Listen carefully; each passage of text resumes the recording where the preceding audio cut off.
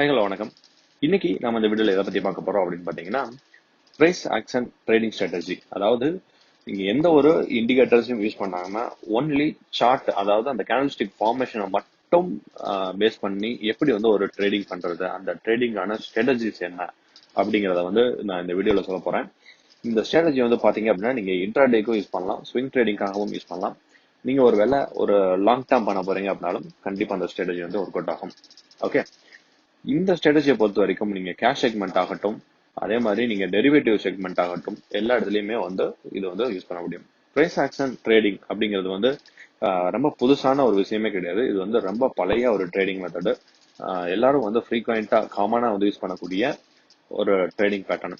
ட்ரேடிங்ல பிகினஸா இருக்கக்கூடியவங்களுக்கு இந்த விஷயம் அந்த அளவுக்கு தெரிஞ்சிருக்காது. ஸோ அவங்களுக்காக தான் இந்த ஸ்ட்ராட்டஜி சொல்லப்படும். வாங்க வீடியோக்குள்ள போவோம்.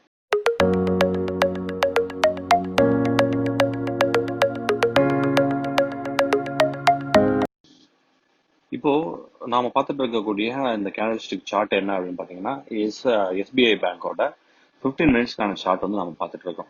ஓகேவா?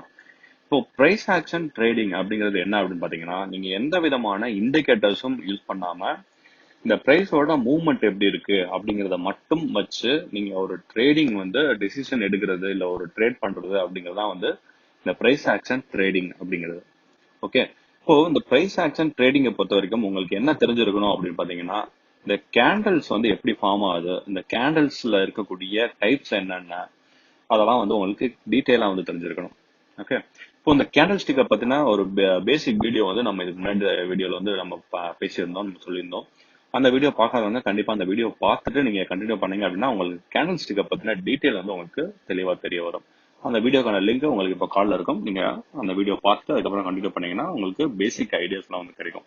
ஓகே, இருந்தாலும் இந்த வீடியோல நான் ரொம்ப நெசசிட்டியான இந்த வீடியோக்கு ரொம்ப நெசசிட்டியா இருக்கக்கூடிய விஷயங்களை மட்டும் நான் உங்களுக்கு கவர் பண்றேன். இப்போ பாத்தீங்க அப்படின்னா ஃபர்ஸ்ட் உங்களுக்கு என்ன தெரியணும் அப்படின்னா, ஒரு கேண்டல் ஸ்டிக் எப்படி ஃபார்ம் ஆகுது அப்படிங்கிறது தெரியணும். ஓகே, ஒரு கேண்டல் ஸ்டிக் ஃபார்ம் ஆகுது அப்படின்னா எதுக்காக ஃபார்ம் ஆகும்? அந்த இடத்துல ஏதோ ஒரு ட்ரேட் நடந்திருக்கு, அந்த இடத்துல ஏதோ ஒரு பையிங் நடந்திருக்கு இல்ல செல்லிங் நடந்திருக்கு, அதனாலதான் இந்த கேண்டில் ஸ்டிக் ஃபார்ம் ஆகுது. கரெக்டா? ஃபர்ஸ்ட் ஒரு green colour candlestick form ஆகுது அப்படின்னா அதுக்கு என்ன அர்த்தம் அப்படின்னு பாத்தீங்கன்னா, அந்த இடத்துல பையிங் நடந்திருக்கு அப்படின்றதுதான் அர்த்தம். அதாவது பையர்ஸ் ஸ்ட்ராங்கா இருக்காங்க, பையர்ஸ் டாமினேட் பண்றாங்க அப்படிங்கறதுதான் அர்த்தம். எப்பெல்லாம் பையிங் அதிகமா இருக்கோ அப்பெல்லாம் பிரைஸ் இன்க்ரீஸ் ஆகிட்டே போகும். ஓகே, ஸோ அதாவது டிமாண்ட். ஓகே, டிமாண்ட் எப்பெல்லாம் அதிகமா இருக்கோ அப்பெல்லாம் உங்களுக்கு பிரைஸ் இன்க்ரீஸ் ஆகும். அதனாலதான் கிரீன் கலர் கேண்டில் ஃபார்ம் ஆகுது.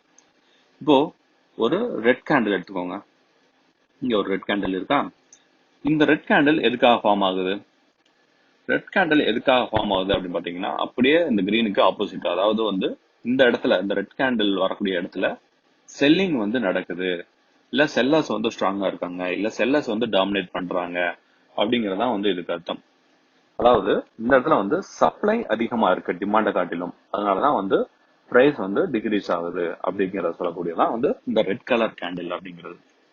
ஓகே, அடுத்ததா இந்த கேண்டில் ஸ்டிக்கோட பார்ட்ஸ் உங்களுக்கு தெரிஞ்சிருக்கணும். நான் ரொம்ப பேசிக்கான விஷயம் மட்டும்தான் இந்த வீடியோல கவர் பண்ண போறேன். நான் முதல்ல சொன்ன மாதிரி உங்களுக்கு கேண்டில் ஸ்டிக்கை பத்தி ஃபுல் டீட்டெயிலா தெரியணும் அப்படின்னா கேண்டில் ஸ்டிக்கான அந்த வீடியோ பாருங்க, அதுல ஃபுல் டீட்டெயிலா சொல்லியிருக்கேன். ஓகே, இப்போ பாத்தீங்க அப்படின்னா ஒரு கேண்டில் ஸ்டிக் எடுத்துக்கிட்டீங்க அப்படின்னா இது ஒரு ரெட் கலர் கேண்டில் இல்லையா? ரெட் கலர் கேண்டில் அப்படிங்கிறது என்ன அப்படின்னு பாத்தீங்கன்னா, இதோட ஓப்பன் டாப்ல இருக்கும், க்ளோசிங் கீழே இருக்கும். ஓகே, அதாவது பிரைஸ் மேல ஓப்பன் ஆகி இன்னும் கீழே போய் பிரைஸ் க்ளோஸ் ஆயிருக்கு. இந்த மேல கீழே இருக்கக்கூடிய லைன்ஸ் இருக்கு இல்லையா, இதுக்கு பேர் கேண்டில் விக்ஸ்ன்னு சொல்லுவாங்க, அப்படி இல்லைன்னா கேண்டிலோட ஷேடோ அப்படின்னு சொல்லுவாங்க. இதுக்கு என்ன அர்த்தம் அப்படின்னு பாத்தீங்கன்னா, இது இதோட ஹை எவ்வளவு மேக்ஸிமம் ஹை போயிருக்கு அப்படிங்கறத சொல்லக்கூடியது, இது எவ்வளவு மேக்ஸிமம் லோ போயிருக்கு அப்படிங்கறத சொல்லக்கூடியது. ஓகே, இதான் விக் இல்ல ஷேடோன்னு சொல்லக்கூடியது.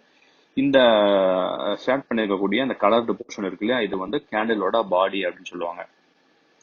இதே இது ஒரு கிரீன் கேண்டில் எடுத்துக்கோங்க. இந்த கிரீன் கலர் கேண்டில் எடுத்துக்கோங்க. இதுக்கு விக்கு அதேதான், டாப்ல இருக்கக்கூடிய விக்கு எவ்வளவு ஹை போயிருக்கு அப்படிங்கிற சொல்லக்கூடியது, பாட்டம்ல இருக்கக்கூடிய விக்கு லோ எவ்வளவு போயிருக்கு அப்படின்னு சொல்லக்கூடியது. பட் பாடியை பொறுத்த வரைக்கும் இந்த இந்த பாட்டம் லைன் தான் வந்து இதோட ஓபன் பொசிஷன், டாப் லைன் தான் வந்து இதோட க்ளோசிங் பொசிஷன். அதாவது லோல ஓபன் ஆகி ஹைல போய் க்ளோஸ் ஆயிருக்கு அப்படிங்கறதான் வந்து இந்த கேண்டல்ஸ்டிக் சொல்லக்கூடிய விஷயம். ஓகேவா? இப்போ ஒரு பிரைஸ் ஆக்ஷன் ட்ரேடிங் பண்ணணும் அப்படின்னா அதுல உங்களுக்கு தெரிஞ்சிருக்கக்கூடிய கேண்டில் ஸ்டிக்கர் பேட்டர்ன் வந்து என்ன அப்படின்னு பாத்தீங்கன்னா ரெண்டு பேட்டர்ன் தான். ஒன்னு வந்து மொமெண்டம் கேண்டில், இன்னொன்னு வந்து பேஸ் கேண்டில். நீங்க இந்த கேண்டில் ஸ்டிக் பத்தி நீங்க ஃபுல்லா பாத்தீங்க, நீங்க நெட்ல சர்ச் பண்ணீங்கனாலும் சரி, இல்ல நம்மளோட அந்த வீடியோலயும் நீங்க பாத்தீங்க அப்படின்னா நிறைய டைப்ஸ் வந்து சொல்லியிருப்போம். டூஜி கேண்டில், ஹேமர், ஹேங்கிங் கேண்டில், இந்த மாதிரி நிறைய வெரைட்டி வந்து சொல்லியிருப்போம். எங்கிள் ஃபிங்கர், இந்த மாதிரி நிறைய இருக்கும். பட் நீங்க ஒரு பிரைஸ் ஆக்ஷன் ட்ரேடிங் பண்ண போறீங்க அப்படின்னா உங்களுக்கு தெரியக்கூடிய பேசிக்கான ரெண்டு கேண்டில் டைப் என்ன அப்படின்னு பாத்தீங்கன்னா ஒன்னு மொமெண்டம் கேண்டில், ஒன்னு பேஸ் கேண்டில். இந்த மொமெண்டம் கேண்டில் அப்படிங்கிறது என்ன அப்படிங்கிறது பாத்தீங்கன்னா இங்க இருக்கு இல்லையா, இந்த கேண்டில், இந்த கேண்டில் தான் வந்து மொமெண்டம் கேண்டில் அப்படிங்கிறது.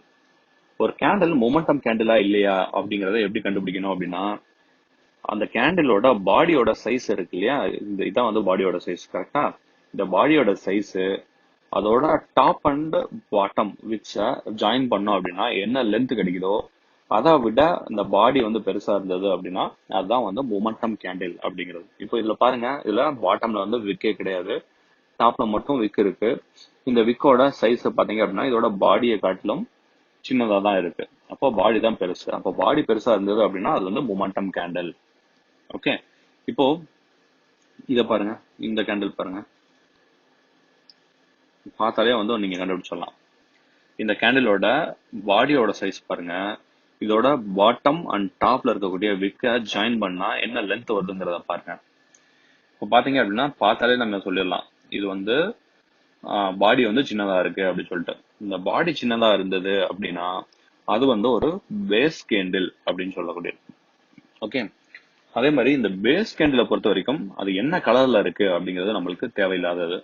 அது வந்து ஒரு கிரீன் கலரா இருக்கா இல்ல ரெட் கலரா இருக்கா அது வந்து நம்மளுக்கு தேவையில்லாதது. பட் மொமெண்டம் கேண்டில் இருக்கு இல்லையா, இந்த மொமெண்டம் கேண்டில் நம்மளுக்கு என்ன கலர்ல இருக்கு அப்படிங்கிறது நம்மளுக்கு கண்டிப்பா தெரியணும். இப்போ கிரீன் கலரா இருந்தது அப்படின்னா அது வந்து ஒரு ரேலி அப்படின்னு சொல்லுவாங்க. மொமெண்டம் கேண்டில், இது ஒரு மொமெண்டம் கேண்டில், இது ஒரு மொமெண்டம் கேண்டில் ரெட் கலர்ல. ஓகே. அப்போ இந்த மாதிரி ரெட் கலர் மொமெண்டம் கேண்டிலுக்கு வந்து என்ன அர்த்தம் அப்படின்னு பாத்தீங்கன்னா டிராப். ஓகே. ஸோ இதான் வந்து நம்ம கவனிக்க வேண்டிய விஷயம். ஸோ இந்த பிரைஸ் பேட்டர்ன் ஃபார்மேஷன் எப்படி இருக்கு அப்படின்னு பாத்தீங்கன்னா இப்போ வந்து இங்க இருந்து ஸ்டார்ட் ஆகி இது ஃபுல்லா ஒரு டிராப். கரெக்டா? அதுக்கப்புறம் இந்த இடம் பாருங்க, இந்த இடத்துல வந்து ஒரு பேஸ், திரும்பவும் இங்க இருந்து வந்து ஒரு டிராப். ஓகே. அப்போ இந்த பேட்டர்ன் எப்படி அப்படின்னு பாத்தீங்கன்னா இது வந்து ஒரு டிராப், பேஸ், ஒரு டிராப். கரெக்டா? இப்போ அடுத்த ஒரு இடம் காட்டுறேன், இத பாருங்க. இது வந்து ஒரு ரேலி. ஓகே. திரும்பவும் இந்த இடத்துல வந்து ஒரு பேஸ், திரும்பவும் இங்க இருந்து ஒரு ரேலி. அப்போ ரேலி பேஸ் ரேலி அந்த மாதிரி ஆயிருக்கு. ஓகே. ஸோ இந்த மாதிரி தான் வந்து இந்த பிரைஸ் ஃபார்மேஷன் பேட்டர்ன்ஸ் வந்து நம்மளுக்கு தெரிஞ்சிருக்கணும். எந்தெந்த மாதிரியா வந்து ஃபார்ம் ஆகுது அப்படிங்கறது வந்து நம்மளுக்கு தெரிஞ்சிருக்கணும். இதை பொறுத்து நம்ம வந்து ஒரு ஆக்ஷன்ஸ் வந்து எடுக்கணும், நம்மளோட ட்ரேடிங் டெசிஷன்ஸ் வந்து எடுக்கணும். ஓகே. இப்போ இதுக்கு அடுத்தபடியா ஒரு சப்போர்ட் அண்ட் ரெசிஸ்டன்ஸ் லெவல்ஸ் வந்து நம்மளுக்கு தெரிஞ்சிருக்கணும் ஒரு பிரைஸ் ஆக்ஷனை பொறுத்த வரைக்கும். சப்போர்ட் அண்ட் ரெசிஸ்டன்ஸ் அப்படிங்கிறது என்ன அப்படிங்கறத நான் டீட்டெயிலா வந்து இதுக்கு முன்னாடி ஒரு வீடியோல வந்து சொல்லியிருந்தேன். அந்த வீடியோ பார்க்காதவங்க கண்டிப்பா அந்த வீடியோ பாருங்க. அந்த வீடியோக்கான லிங்க்கும் உங்களுக்கு கார்டுல இருக்கும். அதுல வந்து உங்களுக்கு ஃபுல்லா சப்போர்ட் ரெசிஸ்டன்ஸ் வந்து எப்படி நம்ம டிரா பண்றது, சப்போர்ட் அண்ட் ரெசிஸ்டன்ஸ்னா என்ன அப்படிங்கறத எல்லாமே வந்து உங்களுக்கு தெளிவா தெரியும். ஓகே. இப்போ நான் சிம்பிளா வந்து நான் ஒரு டிரா பண்றேன். இது வந்து ஒரு பேஸ் கேண்டில் இல்லையா, அந்த பேஸ் கேண்டிலுக்கு ஒரு சப்போர்ட் அண்ட் ரெசிஸ்டன்ஸ் நான் போடுறேன். இங்க ஸ்டார்ட் ஆகி நான் வந்து இங்க வரைக்கும் போடுறேன். ஓகே, இது வந்து ஒரு ரெசிஸ்டன்ஸ் லெவலு, அதே மாதிரி இது வந்து ஒரு சப்போர்ட் லெவல். கரெக்டா? அப்போ இப்போ பாத்தீங்க அப்படின்னா இது என்ன அர்த்தம் அப்படின்னா, சப்போர்ட் அண்ட் ரெசிஸ்டன்ஸ்க்கு ஒரு பிரைஸ் வந்து மூவ் ஆகுது, இங்க ஓபன் ஆகி இங்க மேல போயிட்டே இருக்கு. எந்த லெவலுக்கு மேல அந்த பிரைஸ்னால திரும்ப கிராஸ் பண்ண முடியலையோ அந்த இடம் வந்து ரெசிஸ்டன்ஸ். திரும்ப வந்து கீழே வருது, எந்த லெவலை தாண்டி அதனால கீழே இன்னும் போக முடியல, இந்த இடத்துல வந்து சப்போர்ட் எடுத்து திரும்ப மேல போதோ அந்த இடம் வந்து இதுக்கான ஒரு சப்போர்ட் போர்ஷன். கரெக்டா? இந்த சப்போர்ட் அண்ட் ரெசிஸ்டன்ஸ் என்ன அப்படின்னு சொல்லுவாங்கன்னா எஸ்ஆர் லைன் அப்படின்னு சொல்லுவாங்க. அப்போ ஃபர்ஸ்ட் டைம் வந்து இந்த பிரைஸ் வந்து ஹிட் ஆகுது இல்லையா இந்த எஸ்ஆர் லைனா, இதை வந்து மைனர் எஸ்ஆர் அப்படின்னு சொல்லுவாங்க. செகண்ட் டைம் வந்து பாருங்க, இது வந்து செகண்ட் கேண்டில் இதுல வந்து டச் ஆகல, தேர்ட் கேண்டில் டச் ஆகல, அடுத்த கேண்டில் பாத்தீங்கன்னா இதை வந்து லைனை உடச்சு வெளில போயிடுச்சு. அப்போ இந்த எஸ்ஆர் வந்து மைனர் எஸ்ஆர் அப்படின்னு சொல்லக்கூடியது. ஓகே, இப்போ நான் உங்களுக்கு ஒரு மேஜர் எஸ்ஆருக்கான ஒரு லைன் டிரா பண்றேன். இந்த கேண்டலுக்கு பாருங்க, இந்த கேண்டலுக்கு பார்த்தோம் அப்படின்னா இங்க ஒரு ரெசிஸ்டன்ஸ் லெவலு, இங்க ஒரு சப்போர்ட் லெவல். ஓகே, அப்போ ஃபர்ஸ்ட் கேண்டில் ஃபார்ம் ஆகுது, அதை பொறுத்து நாம ஒரு சப்போர்ட் அண்ட் ரெசிஸ்டன்ஸ் வந்து வரைஞ்சிட்டோம் எஸ்ஆர் லைன். இந்த ஃபர்ஸ்ட் வரக்கூடிய இந்த எஸ்ஆர் லைன் வந்து மைனர் எஸ்ஆர். செகண்ட் டைம் என்ன ஆகுது அப்படின்னு பாத்தீங்கன்னா, அடுத்த கேண்டில் வந்து ஃபார்ம் ஆகுது, சப்போர்ட் லெவல் அடிச்சுட்டு திரும்பவும் போகுது இந்த ரெசிஸ்டன்ஸ் லெவல், அதனால கிராஸ் பண்ண முடியல, அது வரைக்கும் போகவும் இல்லை. ஸோ இப்பயும் இந்த எஸ்ஆர் லைன் வந்து மைனரா தான் இருக்கு. அதுக்கு அடுத்த கேண்டில் பாருங்க, இங்க ஓபன் ஆகி ஹை வந்து அந்த எஸ்ஆர் லைன் அந்த ரெசிடென்ஸ் லெவலை தாண்டி வெளியில போய் அதனால சஸ்டெயின் பண்ண முடியாம திரும்ப ரிட்டர்ன் வந்திருக்கு. ஓகே, அப்போ இப்ப என்ன ஆயிடுச்சு அப்படின்னு பாத்தீங்கன்னா, இந்த மைனர் எஸ்ஆர் வந்து இப்ப மேஜர் எஸ்ஆர் ஆயிடுச்சு. அதாவது ஃபர்ஸ்ட் தடவை வந்து இது மைனரா இருக்கு, அடுத்த வந்து இதுல ஹிட்டே பண்ணல, ஸோ மைனரு. செகண்ட் டைம் எப்போ வந்து அதை ஹிட் பண்ணி வெளியில போயிட்டு திரும்ப வந்து ரிவர்சல் ஆகுதோ பிரைஸ், அந்த எஸ்ஆர் லைனை வந்து மேஜர் எஸ்ஆர் அப்படின்னு சொல்றது. ஓகே, அதுக்கு அடுத்த கேண்டில் பாருங்க, திரும்பவும் அதே மாதிரிதான், ஒரு விக்கு மட்டும் தான் வெளில போயிருக்கு, பாடி வந்து இது பண்ண முடியல, அதாவது சஸ்டைன் ஆகல, அதை அடிச்சு திரும்ப பிரைஸ் வந்து ரிவர்சல் ஆயிடுச்சு. அப்போ இது வந்து ஒரு மேஜரான ஒரு எஸ்ஆர் லைன். ஓகே, அதுக்கு அடுத்த கேண்டில் வந்து அதை பிரேக் அவுட் ஆகி வெளில போகுது. ஓகேவா?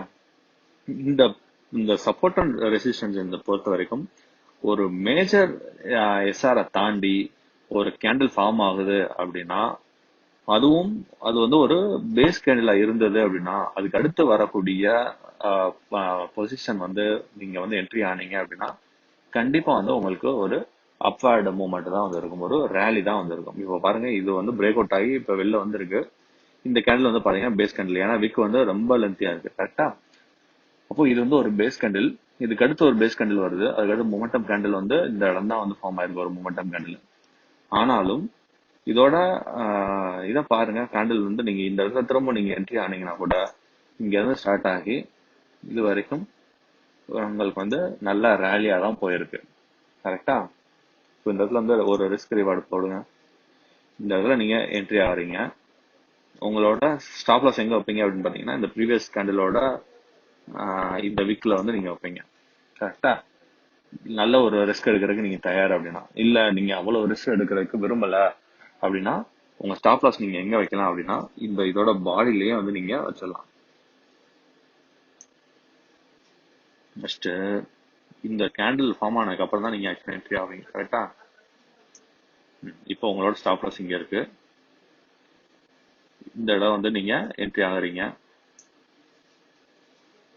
இந்த இடம் வந்து நீங்க என்ட்ரி ஆறீங்க, எங்க எது வரைக்கும் நீங்க வெயிட் பண்ணீங்க அப்படின்னா இந்த கேண்டில் வரைக்கும் நீங்க வெயிட் பண்ணுவீங்க. கரெக்டா? இந்த போர்ஷன் தான் வந்து உங்களோட ப்ராஃபிட். இது வந்து பாருங்க, ஸ்டாப் லாஸ் எங்கேயும் ஹிட் ஆகல, ஸோ உங்களோட டார்கெட்டை நீங்க அச்சீவ் பண்றீங்க. அப்போ இப்போ பாருங்க, உங்க டார்கெட்டோட ரேஷியோ என்ன அப்படின்னு பாருங்க. உங்க டார்கெட்டோட ரேஷியோ என்ன அப்படின்னு பாத்தீங்கன்னா 1:1.7 ரேஷியோல வந்து நீங்க எடுக்கிறீங்க. இதான் வந்து உங்களோட ரிஸ்க் ரிவார்டு ரேஷியோ, 1:1.7. அப்படிங்கிறது உங்களோட ரிஸ்க் ரிவார்ட் ரேஷியோ. இந்த மாதிரி தான் வந்து ஒரு ப்ரைஸ் ஆக்ஷன் ட்ரேட் வந்து இருக்கணும். ஓகே, நான் முதல்ல சொன்ன மாதிரி ஒரு ப்ரைஸ் ஆக்ஷனை பொறுத்த வரைக்கும் உங்களுக்கு தெரிய வேண்டியது கேண்டில் ஃபார்மேஷன் எப்படி ஃபார்ம் ஆகுது அப்படிங்கிறது. இந்த கேண்டில்ல வந்து இருக்கக்கூடிய ரெண்டு விதமான டைப், ஒரு மொமெண்டம் ஒரு பேஸ். அதே மாதிரி இந்த எஸ்ஆர் லைன்ஸ் வந்து தெரியணும். இந்த மைனர் எஸ்ஆர் அப்படின்னா என்ன, மேஜர் எஸ்ஆர் அப்படின்னா என்ன. மேஜர் எஸ்ஆர் எப்போ பிரேக் அவுட் ஆகி ஒரு பேஸ் கேண்டில் ஆகுதோ அதுக்கு அடுத்து வரக்கூடிய பொசிஷன் வந்து கண்டிப்பா வந்து ஒரு ரேலியா தான் வந்து இருக்கு. நாம இந்த வீடியோல பார்த்த இந்த பிரைஸ் ஆக்ஷன் ட்ரேடிங்கான ஸ்ட்ராட்டஜி உங்களுக்கு கண்டிப்பா புரிஞ்சிருக்கும் அப்படின்னு நான் நம்புறேன். உங்களுக்கு இது சம்பந்தமா எந்த விதமான டவுட் இருந்தாலும் எந்த விதமான கமெண்ட் இருந்தாலும் தாராளமா கீழே கமெண்ட் செக்ஷன்ல கமெண்ட் பண்ணுங்க. அது மட்டும் இல்லாம உங்களுக்கு இந்த வீடியோ பிடிச்சிருந்தது அப்படின்னா கண்டிப்பா வீடியோ லைக் பண்ணுங்க, மற்றவங்களோட ஷேர் பண்ணுங்க. ஸோ இந்த பிரைஸ் ஆக்ஷன் ஸ்ட்ராட்டஜியை பொறுத்த வரைக்கும் நீங்க டைரக்டா வந்து உங்களோட மார்க்கெட்ல நீங்க அப்ளை பண்ணி பார்க்கறதுக்கு முன்னாடி கண்டிப்பா ஒரு விர்ச்சுவல் செக்மெண்ட்ல அப்ளை பண்ணி பார்த்துட்டு உங்களோட சக்சஸ் ரேட் எப்படி இருக்கு அப்படிங்கிறத பாருங்க, ப்ராக்டிஸ் பண்ணுங்க. ரெகுலரா ப்ராக்டிஸ் பண்ணி பார்த்துட்டு உங்களோட சக்சஸ் ரேட் இன்க்ரீஸ் ஆனதுக்கு அப்புறமா நீங்க வந்து ரியாலிட்டி மார்க்கெட்ல வந்து உள்ள இறங்குங்க. இதுதான் வந்து என்னோட ஒரு தாழ்மையான வேண்டுகோள். ஏன்னா வந்து நீங்க ஒரு ஸ்ட்ராட்டஜி பார்த்துட்டீங்க, அதை பார்த்த உடனே ஓகே இது நல்லதா இருக்கு அப்படின்னு சொல்லிட்டு டைரக்டா போயிட்டு ரியல் மார்க்கெட்ல வந்து நீங்க விளையாண்டுறாதீங்க. நீங்க வந்து ஃபர்ஸ்ட் ஒர்க் அவுட் பண்ணி பாருங்க, ப்ராக்டிஸ் பண்ணுங்க. நிறைய ப்ராக்டிஸ் பண்ணி பார்த்துட்டு உங்களோட சக்சஸ் ரேட் எப்படி இருக்கு, உங்களோட ஃபெயிலியர் எப்படி இருக்கு அப்படிங்கிறதெல்லாம் அனலைஸ் பண்ணி பார்த்துட்டு அதுக்கப்புறமா வந்து நீங்க மார்க்கெட்ல இறங்குங்க. ஏன் சொல்றேன் அப்படின்னு பாத்தீங்கன்னா, எந்த ஒரு ஸ்ட்ராட்டஜி அப்படின்னாலும் வந்து அதோட அக்யூரேசி வந்து பாத்தீங்கன்னா 70 to 80% தான் வந்து வின்னிங் ரேஷியோ வந்து இருக்கும். இந்த 70 to 80% அப்படிங்கிறது நம்ம எவ்வளவு ப்ராக்டிஸ் பண்றோம் அப்படிங்கிறத பத்தி. நீங்க நல்ல ப்ராக்டிஸ் எடுத்து நீங்க ஒரு வெல்வெஸ்டா இருந்தீங்கனாலும் உங்களோட அந்த சக்சஸ் ரேட் அப்படிங்கிறது வந்து பாத்தீங்கன்னா 70 to 80% தான் இருக்கும்.